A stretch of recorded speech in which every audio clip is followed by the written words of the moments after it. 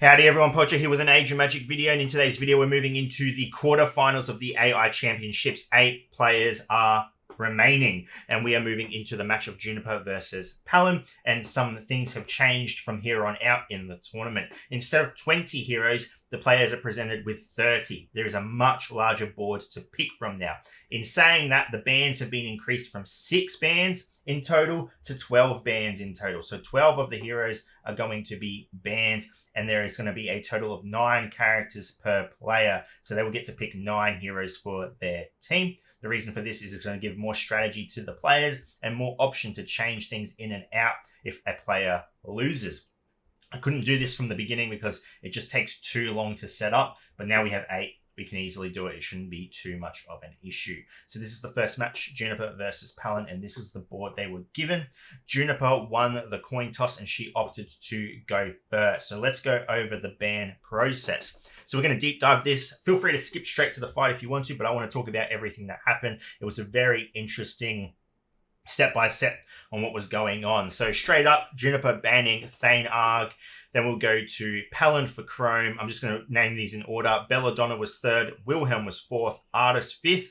Irma 6th. Tiona 7th. Danae 8th. Whelan 9th. Brynhild 10th. Nora 11th. And 12th came sooner. So you can figure out what order those players were. But yeah, that's the way it went. Pretty much odd numbers are Juniper. Even numbers are Palin.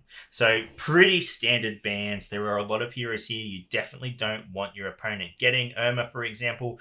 Wilhelm, serious AoE damage. Thanarg, I don't know. I mean, I guess with the orcs on the field, a good ban, but I don't think, unless your opponent can do the damage reduction and evasion and whatnot, I don't think he's as big as a threat as people may assume him to be, but still a worthy ban. Chrome, obviously. Sooner, yep. Nora, Danae, Brynhild, Belladonna. I mean, every single one of these heroes ban worthy. The only one I wouldn't be so fussed about is Wieland. I think there is definitely an opportunity to remove Wieland and put in a different ban. But yeah, good ban selections overall. Now going to Juniper, who got the first pick. So the order in picking is the same. 1 pick to Juniper, 2 to Palin, 2 to Juniper, 2 to Palin, 2 to Juniper, 1 to Palin, and then we go one by one till the very end. So Juniper starts off with Claudia. She takes the Claudia, and assuming she's going to play that as her lead. So it's a strong pickup, and then straight to Palin, who picks up the Jean Mirrodin. Now, going through this with the players, the moment she picked Claudia, I said to myself that if I was in this, Jean and Mirrodin would be my pick, and lo and behold, Palin goes straight for them. I think it is a great healer with great damage and just good utility and damage for this. I think that was the best possible option for him to go. So he was doing so far so good. We went back to Juniper, who picked up the Stealthy and the Tank. Now, I don't know about the Tank pick. Personally, I wouldn't have gone the Tank pick. But honestly, I probably wouldn't have gone either of these for my second pick. Personally, if it was me, I would have gone the Softy as one of my picks and the Blood Mage probably would have been my second pick. But she went Stealthy and Orc Tank. So yeah, it is what it is. That's what she wanted. That's what she wanted to do. She's the player, not me. So that's good. And then we went to Palin, and I mean, everyone knows Palin is quite a knowledgeable player, and he started to do things I questioned. He went for his next pick with the Karana and the Zart. So he's picked up 3 of the 4 healers off the board. Now, I messaged him after the selections. I do not help any of the players. I do not comment on anything they do until after selections. And then even then, I try to refrain from commenting until the battles are finished. But in this case, it didn't matter since the hero selection had already been done and I was commenting on the hero selection. I messaged Palin, and I said to him, it was an interesting picking 3 healers when there is a big anti-healing presence on the board. Softy, Sneaky Beaky, and Blood Mage. And you can already see who picked the anti-healers. So that was a very interesting move by Palin. Back to Juniper, who then picked up, of course, the Blood Mage and the Softy. So she's got the anti-healing now. And Blood Mage is actually a fairly decent support.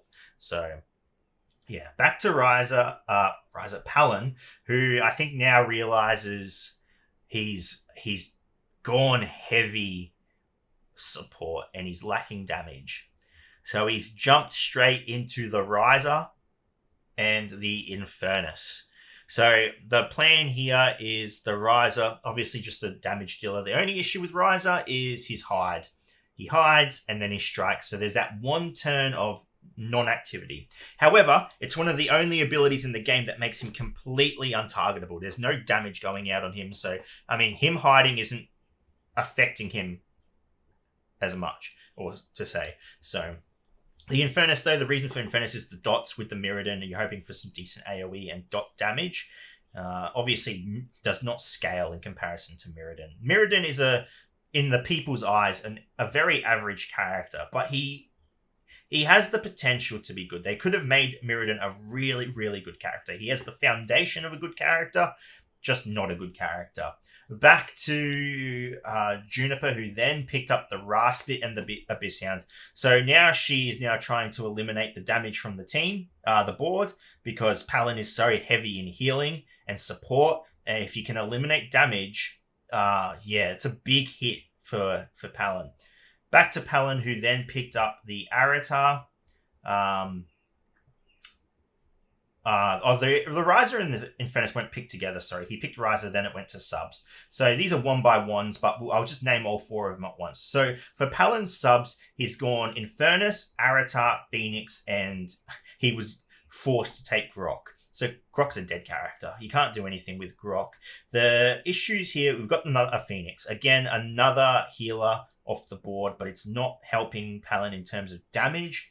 You got the Aratar. Now, the Aratar is a decent damage dealer, and he has a heal, but Juniper's gone such anti-healing heavy against a healing comp, so I don't know if you want to chuck him in. Juniper's support was Raspit, Abyss Hound, Sneaky Beaky, and Arrogant Guard. So her 8th pick was Sneaky Beaky, still securing an anti-healer. Not anti-healing per se, but anti-resurrect, which is still strong against Palin. The Abyss Hound, Arrogant Guard, I mean, she's got the tank if she needs a tank, and Palin has no anti-healing, so he could heal. He could be a fairly decent brick. Those are the selections. It's a big board, lots of things to think about.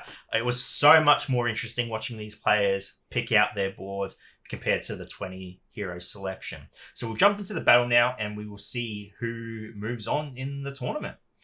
Moving into the battle, and the fight begins. You can see the hero selections. The taunt comes out from the tank, and the damage is now coming out on the what's his name? Zart. If they can take out Zart, that's pretty big. I think Zart is a good first option. Jean's still on the field. She has the mark, and as long as that tank can take, well, he's already eliminated. That's pretty big. That is pretty big. Let's see if anything happens from here. Out comes the.